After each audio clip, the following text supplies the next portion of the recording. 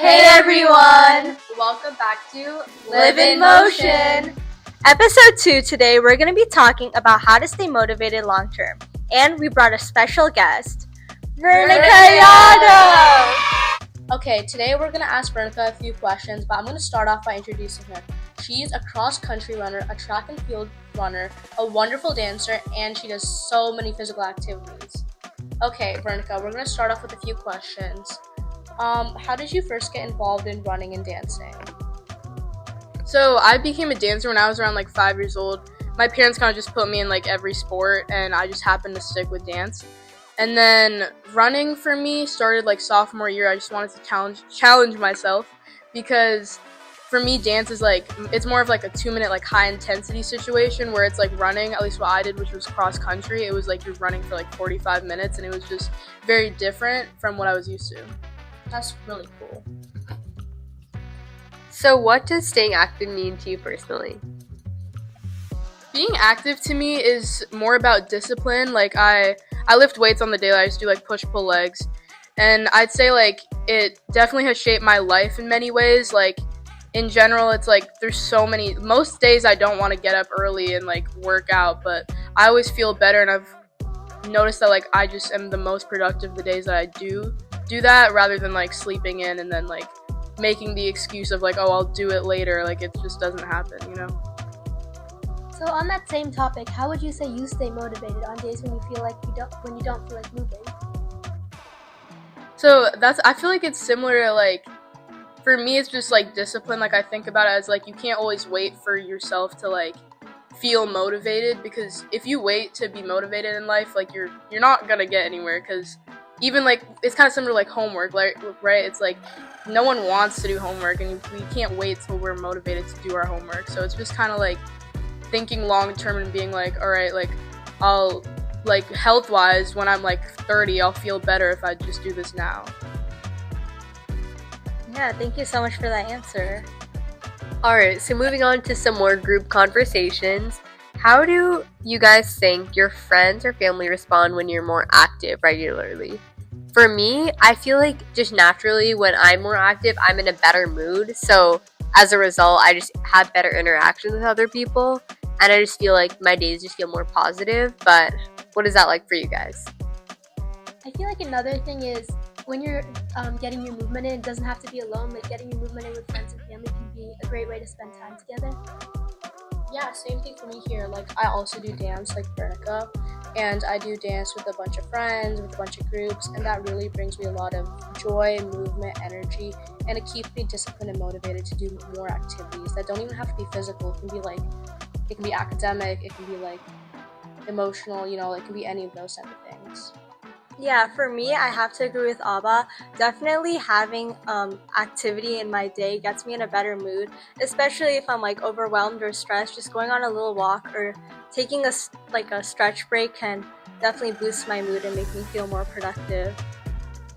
Yeah, I agree. I feel life can get so overwhelming so quickly, and I feel whenever I'm workout, I'm on D&D. I just have my music playing, and I just do my thing, and then it helps, because I feel we're all constantly getting emails and calls and messages, and it's everyone constantly needs things, so it's just time for yourself and just for your body.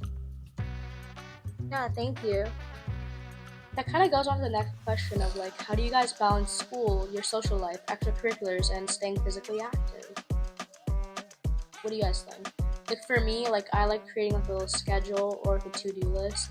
But also, I like, working out, whenever I have free time, because it's really important to get that daily movement. I heard, a few studies say that you have to at least get, an hour of movement every day, and my goal is to hit around that or even more. What about you guys? Yeah, I definitely agree. It's also, you don't have to set aside, an hour a day just to, do some high-intensity workout. You can incorporate it throughout your day, or, multitask. For example, if you want to watch a show, you can just run on the treadmill while doing it, and it's kind of killing two birds with one stone. Yeah, I really like that perspective that you were saying, you could watch a show or I don't know, go on a walk while also talking to your friends. So you're still getting that exercise in, but you're still being able to enjoy it, and you find it as also a little social treat as well. I think for me, I really like being able to exercise at the end of the day personally. Like, I don't know about you guys, like what time works best for you guys, but I feel like it's a nice like relaxation, honestly. Even if it's like high intensity, it feels like I can just like tap out of like reality for a little bit and just focus on something else, which I really like as well. So do you guys find that like similar? Yeah, I find that really cool. Yeah. Yeah, I would.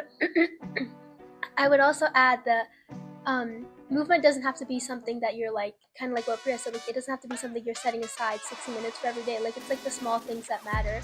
Like whether you're just like walking, like you choose to walk or bike rather than driving somewhere close. It really makes a difference.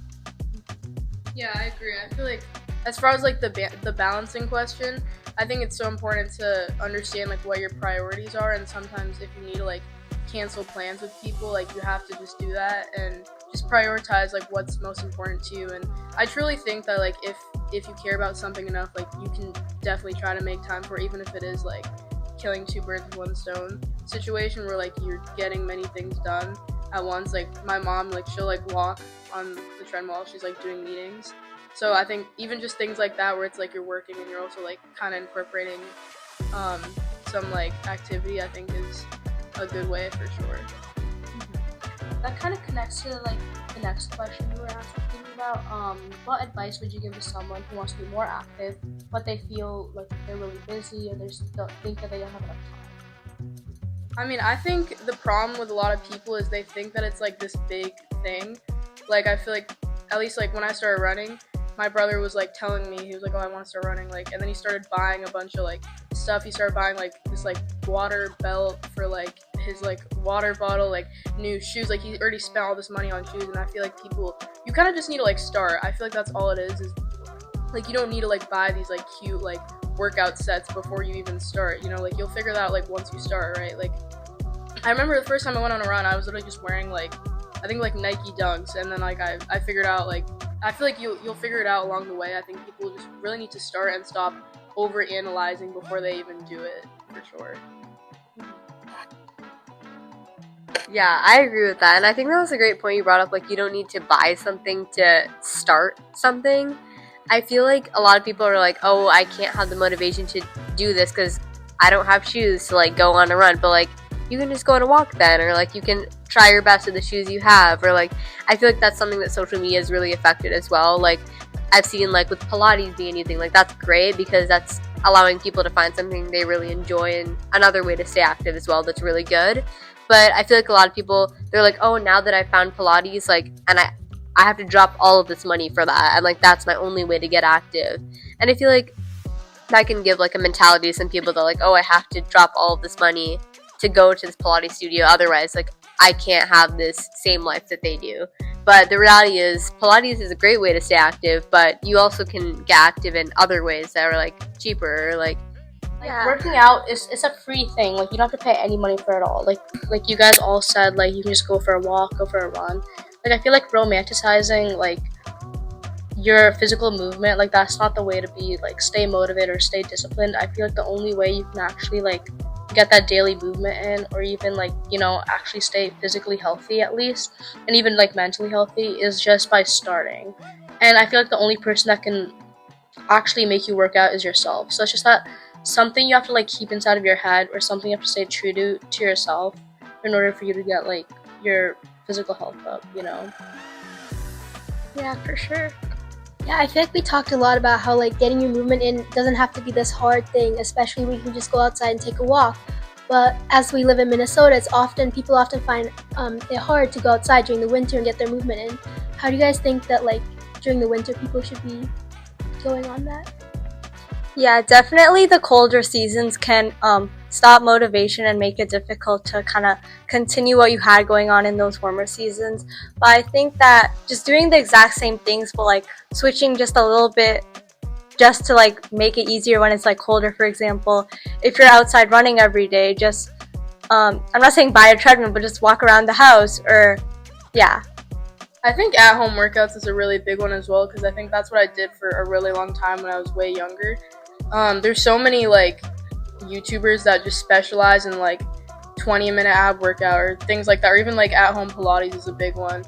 And yeah, I feel like there's definitely like just ways around that for sure.